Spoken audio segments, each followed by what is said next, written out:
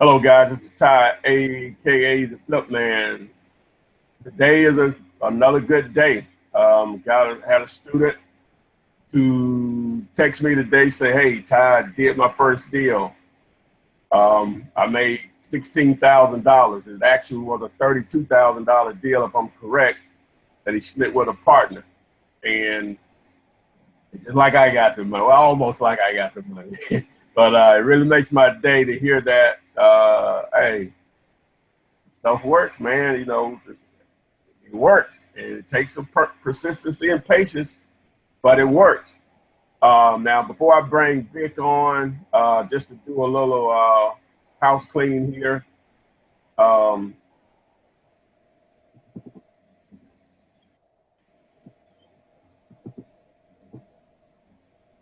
Give me a second.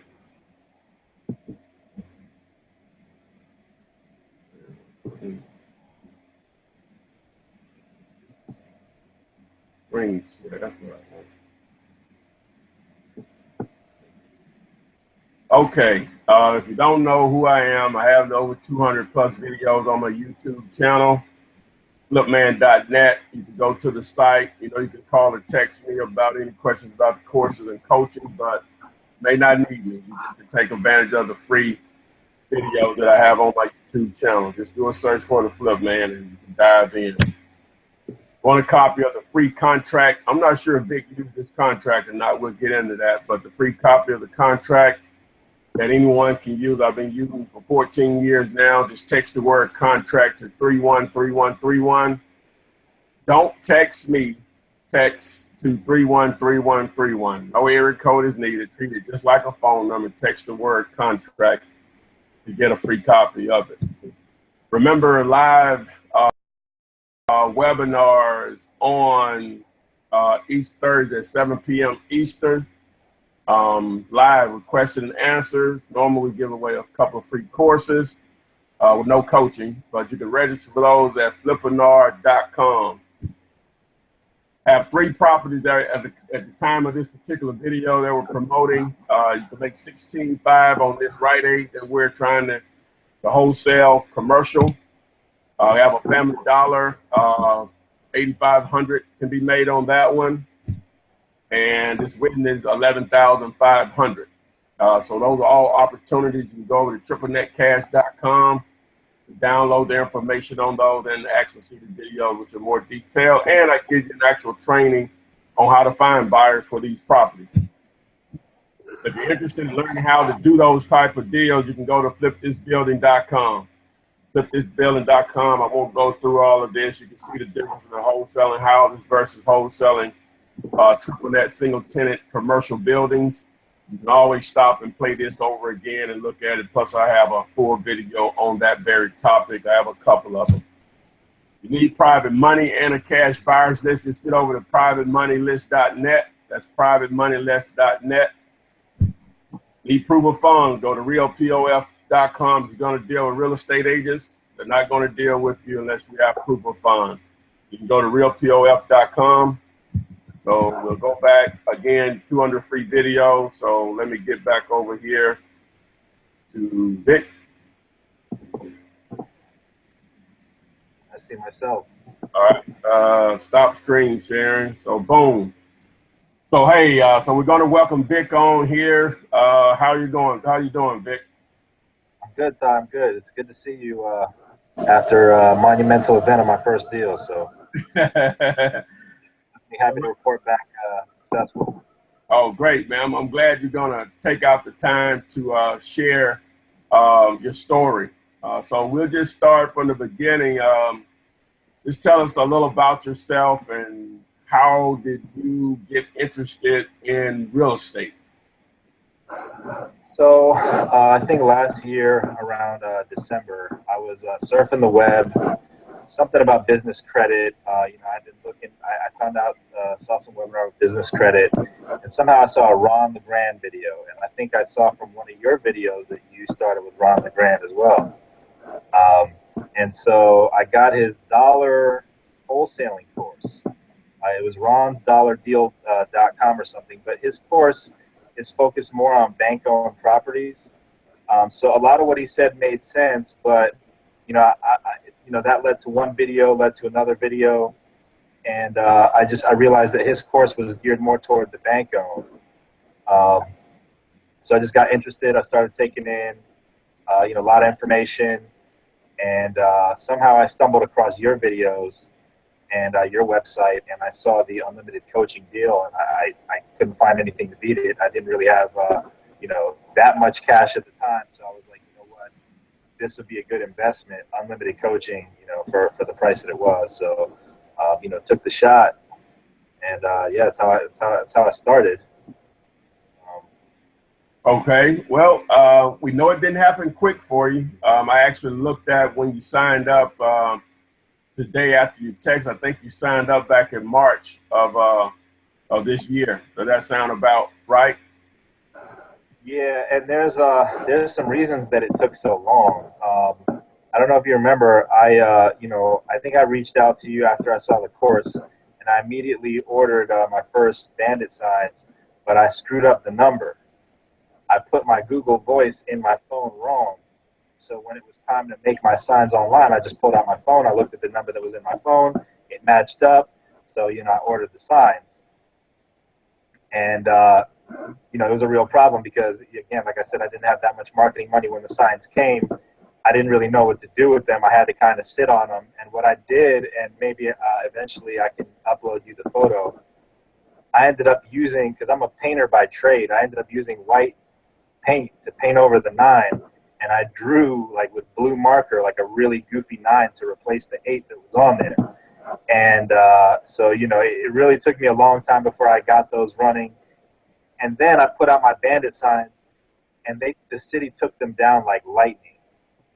So I was really at a loss of what to do. I put out a lot of signs, and just having to just paint all of them individually. I don't know why. It took me a real long time, and I guess I finally reached back out to you on what to do.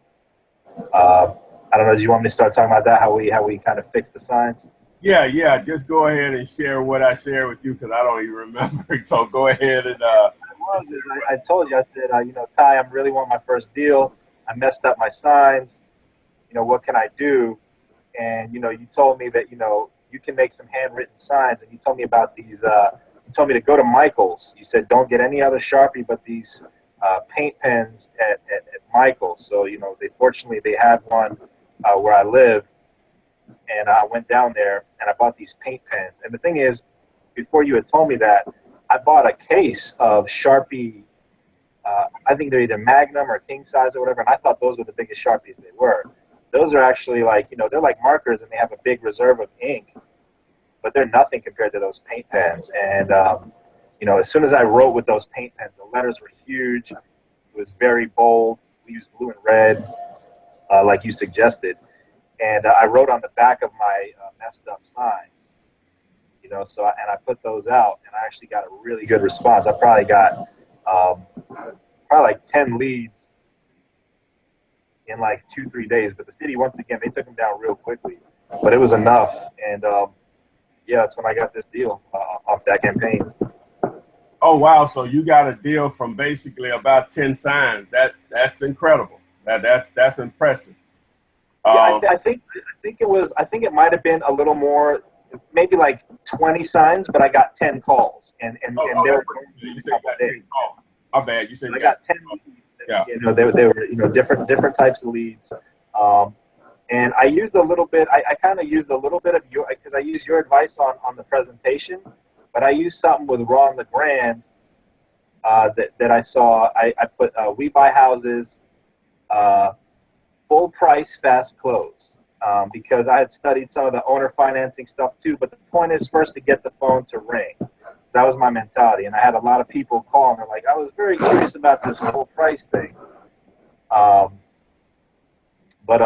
So do you want me to tell you about how this one went? Yeah. So whenever you got the call that made sense, go into that actual deal. As far as how that conversation went and how you went from, I guess, talking on the phone to going out to view the house and put it under contract and so on? So at this point, I'm a total newbie. I had done some calls, and you know how everybody says, kind of like fake it till you make it, sound confident. And, you know, I tried my best. I had read some scripts. But basically, I guess it boils down to working with the people who want to work with you. Like, I told the guy what we do. I said, you know, we're looking to buy houses. You know, he told me about the property, and I asked him what his goals were. You know, I asked him if there was a mortgage on the property. He said he owed $40,000 on the property. He didn't know how much it was worth. He said he owed $40,000. I said, what are your goals? He said, my goal is to pay off the mortgage and to be able to have a big enough down payment so that I can move into a new house with my girlfriend. So I said, okay. I scheduled an appointment with him, and I went to see the house.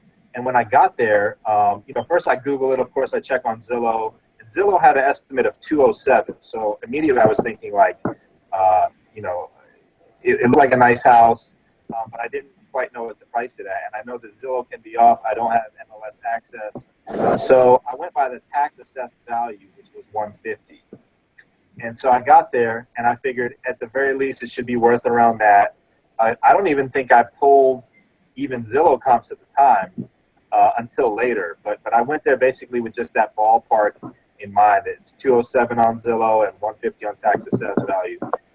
So this property, it was a nice single family home, huge yard out front. It was actually 4 stories big, so it's a basement and then main level, higher level, and then a loft. And it really didn't need much work at all. It was rent ready. There was currently a tenant in there. And he said the guy's moving, you know, out at the end of the month. And what I did is I did a video walkthrough with my cell phone because for potential buyers, I wanted them to see everything I saw. I didn't want to be somebody who takes pictures of the good stuff and hides the bad stuff. You know, I just want to have everything in there. So I did a little video walkthrough. And, you know, I told him, you know, when it came time to ask money, he was one of those sellers that didn't want to throw a number first. And I understand nobody does. You know, you probably hear it all the time. Whoever says the first number loses.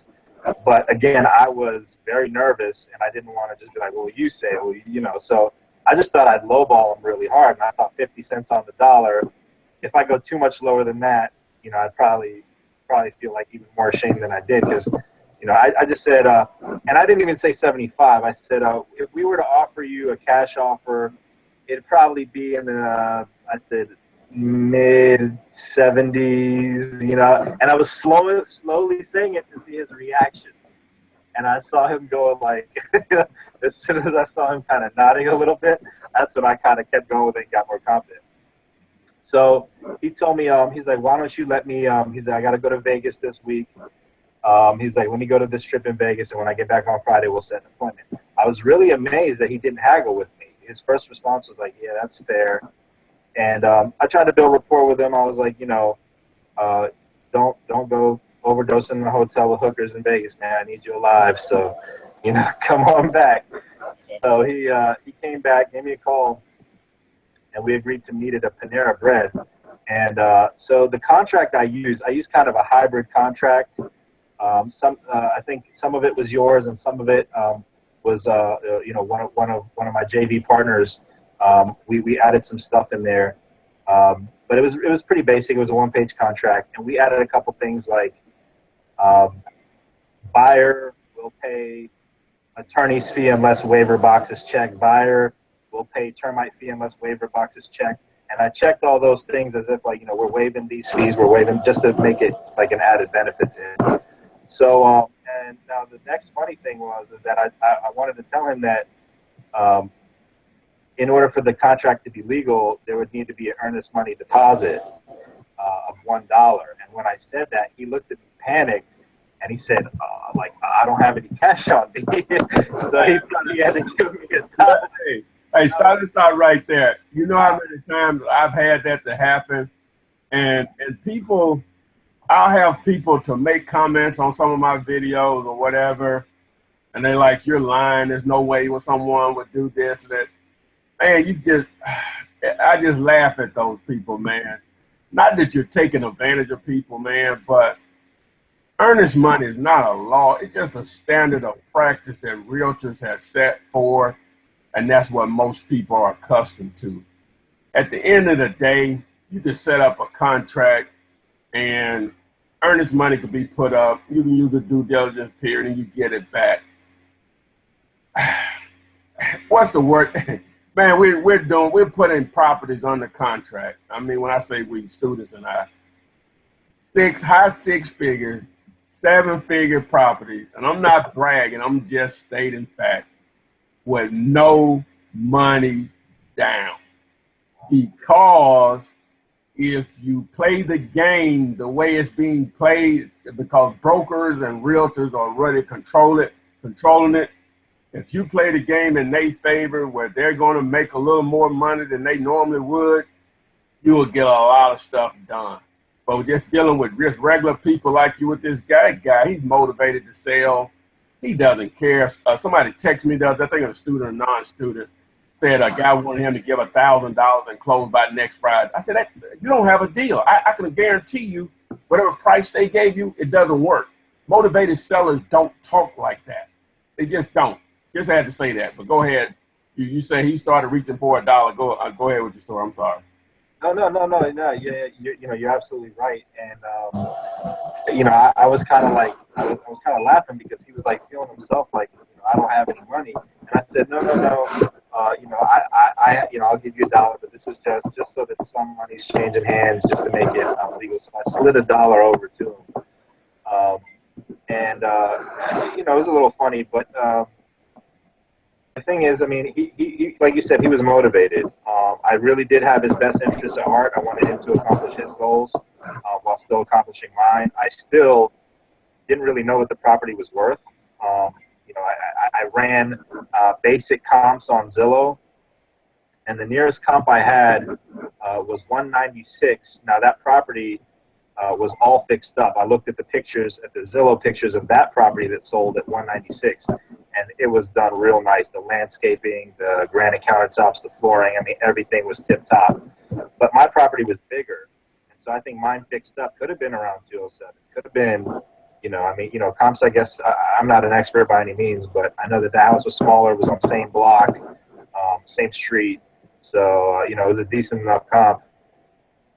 The next thing I did was, I don't have a buyer's list. Yeah. But before you go any further, I want to emphasize here, even though he bought my course, I really didn't help him on this deal. He figured it out himself. Now, everybody retains information. I'm not telling people not to contact me by no means. My point is, when he contacted me today, I'm like, I hadn't talked to him in a while. You know what I'm saying? So I'm impressed because that's basically how I did it. I didn't have a coach or anything.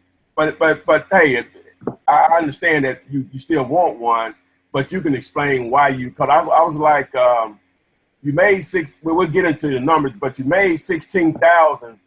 And I thought you said I did 16,000 on the deal, and I thought you split it with your partner, and you made 8,000. He said, no, I made 16,000. I should have made 32. And he said, yeah, I should have contacted you because I just cost myself another $16,000. I should have made 32,000 because what was the question? It was something that you said. You brought in a JV partner because you didn't know something. And I was like, why you didn't contact me? You explain, you can go into that. So I just wanted to make that clear. I guess the only thing I really helped him with was bandit signs, but he didn't call me about any part of the deal or whatever, so you can explain that. Sure. So first of all, I still want to give a shout out to my partner who did really help me out of the deal. I didn't mean it like, I should have made it. Yeah, I don't want to step on any toes. My bad. I don't want to go in that route.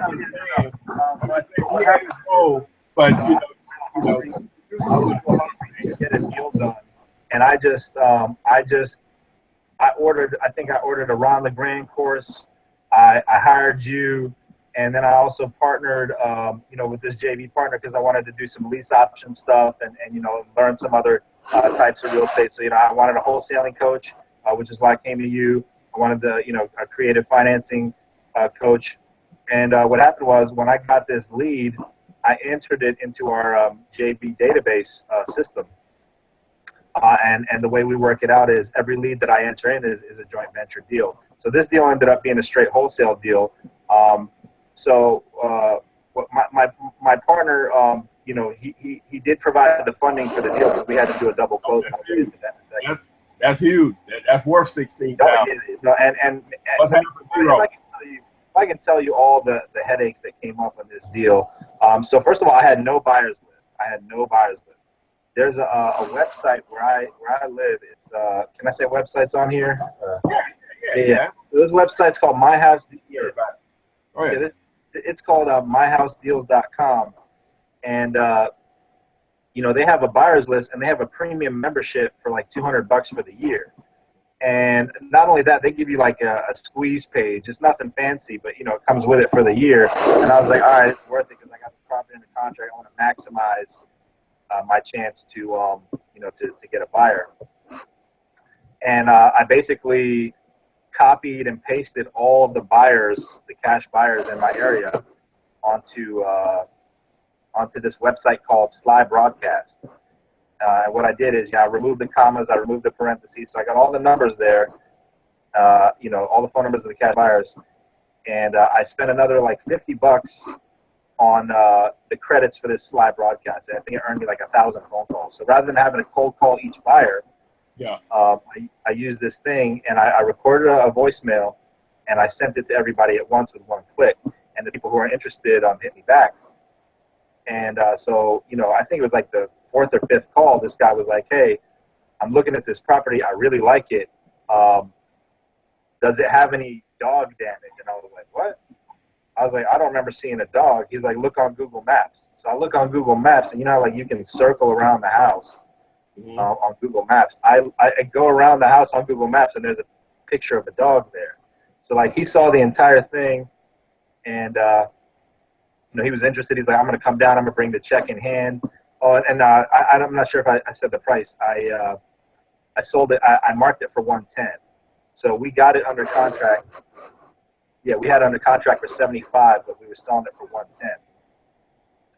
And again, it was worth probably over 200. So it was a win-win-win. And so the guy hit me back. A real nice guy, and he basically came with the earnest money deposit, and he basically said that he wanted to move forward, and kind of a tough process for me because first deal, I didn't know how those things work. He wrote it was like contingent upon inspection, contingent upon attorney's approval. I was very nervous about it, and but we just moved forward and got it done. Now the deal was 35,000 spread. We had to do a double close and borrow transactional funding for the deal, which my partner brought in, and we had to pay 2 sets of closing costs. So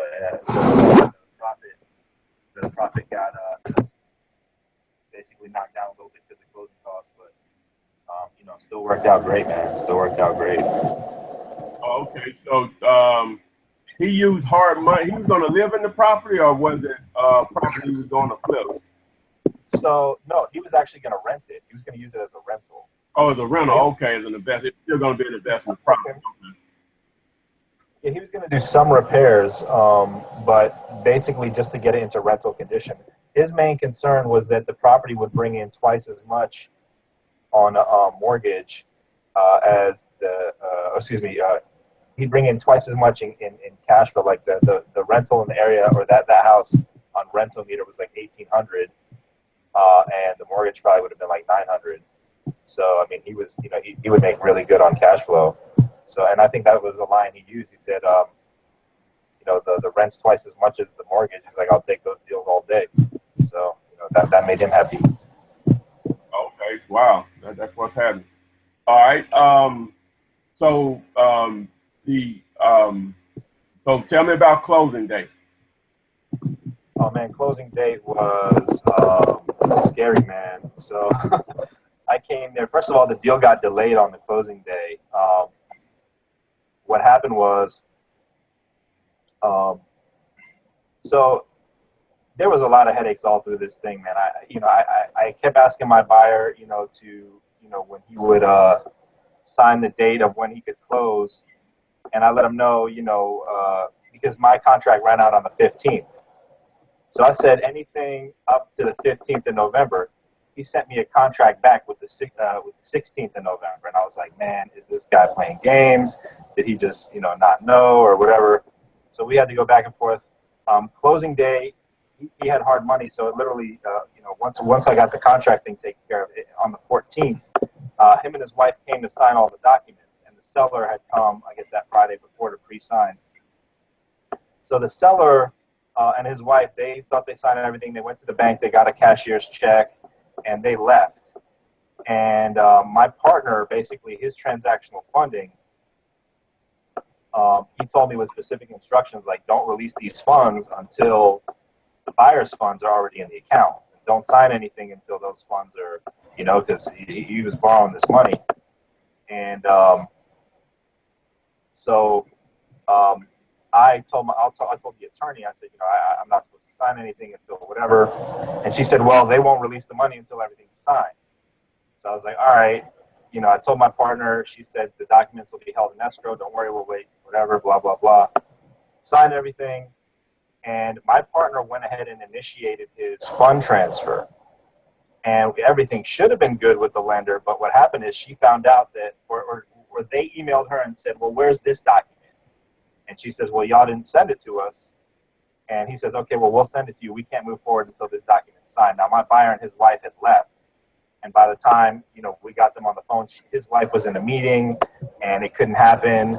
And we only were supposed to borrow the funds for one day. And so it was a real tense situation, not just because we had to pay more points, but because a relationship was being built with the private money lender. So, yeah, long story short, I'm sorry, go ahead. I thought you were about to say something. No, I said, and your JV partner, he's the one provided the private money lender on that, right? Yeah, that's correct. Yeah, so he's in another state. So I was doing everything, by phone, and I was in there, panicking, and the deal got delayed for the day. It just felt too good to be true to me. So it did get delayed one day because she was not available anymore, the buyer's wife. Exactly right. Because after 5 p.m. was like when she would get out of her meetings or whatever. Okay. So how did you? You may have said it, but how did you find your JV partner? Was this somebody you already knew, or it just came about because of this transaction? Well, this is somebody I knew through a Facebook group. I'm a member of some Facebook groups, and there's some contributors there. So I found somebody who I felt was trustworthy and knew what they were doing. And had experience, and I wanted to learn, creative finance deals, and again, I wanted to learn. I might have gone too far. I hired like multiple people. I bought multiple courses. Like I wanted a deal so bad, and I was watching YouTube. So yeah, that's how that came about. Oh, can't be stopped, man. It's nothing like persistence and action, and you were doing both. Great payday. Obviously, you won't. It should springboard. Merry Christmas, man! Wow, boy, nothing like a big check in December. But, so what's so what? I know we went back and forth on a little tech stuff. You were asking me what you should do next on marketing. I know I gave you my input on it. What do you think you're going to do to do your next deal, and many more to come down the road? Yeah, so I mean, I want to be skillful with the money. I mean, I think the day that I got my deal, I bought like 2 shirts and 2 pairs of pants, like some nice clothes, but that's it. I didn't go splurge my money. And I'm considering direct mail. I'm very scared of it because I hear a lot of stories of people spending a lot of money and getting 0 response. I'm also considering. Well, before you go any further on that, you're already a student, and I sent you the updated course information. You don't have to spend a lot of money because you can test for a couple of $100, and you'll see what works. Be a little different. I like Anything that I do, normally I don't invent anything. I just take what already exists, put a little tweak on it to be a little different, stand out from the rest of the people that are holding their hand up. But with the direct mail, you buy a smaller list, do your due diligence on your list as far as you want to actually go through each property, and you want to do due diligence on them, see if there's possible equity there. Instead of just buying a list and blindly sending to the entire list, a huge part of that list is not going to have equity. So, and then that's how you buy a smaller list, do some due diligence on each property. When I say a smaller list, 300 to 400 names, how you mail it is just as important. Now, you'll do a simple letter, but what I teach students, what you are, you use the same envelope that FedEx, and which I'm sharing this, whoever watched this video, which I'm sure, a couple of weeks, a few thousand may have watched it. But I use the same size envelope that FedEx and UPS uses. Same paperweight. It's cardboard. It's hard to find those in a store. I haven't been able to find them in a store. I order them from this website. But the size is 9.5 by 12.5, and they're going to stand out. Because just because you're buying that list, you're not the only one buying an absentee list or whatever. So they're receiving postcards all the time. I've been in the 2 closings. Well, one of them are closing, and one of them in this lady's house. And both of them said they were 2 elderly Caucasian women. And I just point that out because, I'm in Birmingham and people have misperceptions. And both of them said, I called you because I receive these notices all the time from We Buy Houses people, because you actually took the time now and created this huge envelope and sent it to me. And so that's why they called me. One of them I made $13,000 on the deal. The other one I made $9,600. I had to give a tenant, which was a daughter-in-law of one of the ladies, $1,000. So I made about $8,600 on it. You know what I'm saying? And I didn't send out that many. I spent probably about a total of probably about $550 with both campaigns. You do the math. So yeah, I'm definitely gonna watch the I'm gonna watch the updated course, and I guess it's best to invest rather than if I can get more deals happening now. I'd rather not wait another 6 months or 7 months or however long it was. Oh, you have a war chest now. Yeah, that's true. Hey, you got enough bread, I don't know what the financial situation is, but you got enough bread to make a couple of mistakes. You got a war chest now. So, we'll talk, we'll get into some things you can do. You want to be efficient with the funds that you have or whatever, but 2017 should just be, tremendous, because you have a start now, because all this boils down to is marketing, man. Just getting that phone to ring, it is that simple. So, but just to try to, I don't want to take up a lot of your time. Anything you want to share about your deal, or just to anyone that's listening? I guess don't wait till every time I watch a course or something, I feel like I think this is the reason why I got so much help. I felt like something was missing. And the reason I felt that way is because my brain couldn't believe it was that simple. You really, there's really not that much to it. You put out the sign, you get the contract signed, and you mark it for a buyer, and you go to a closing. I mean, that's, so don't be intimidated that you feel like you're missing out on something. Just go take action, make calls, whatever. Just all I would say is just, take action, and don't let that uncertain feeling stop you. Fake the funk if you have to, fake it till you make it. Do what the coach says to do what the videos say to do, and you should get your deal. As long as you stay on the right track and do the steps, you should be good. All right. So just to do a little house cleaning before we go, I really appreciate Vic sharing the information with us. Don't forget the 200+ videos I have on the YouTube channel. You don't ever have to buy anything from me. It's all there. But if you need me, I ain't free. You can call or text me at 205-492-3425. You get a free copy of the contract that Vic used. He added, took away some things. So you can use the contract that I've used and a lot of other students have used. You can text the word contract to 313131. Don't text me, text 313131. Don't forget the live Flippinars on Thursday at 7 p.m. Eastern. You can register at flippinar.com. Remember, if you want just some easy bread, find us a buyer, have a training on how to actually do this for these commercial properties. 16.5 on this Rite Aid in the state of Pennsylvania. This Family Dollar is in the state of Ohio. You can make $8,500 on it. 11,500. This Wendy's is in the state of Tennessee. If you want to get in the commercial side of the game, flipthisbuilding.com. You can see the pros and cons of each opportunity. Both you can make money, but if you want to get in the big boy side of it, flipthisbuilding.com. Private money list, if you need a list of cash buyers and private money as Vic used to help close this deal.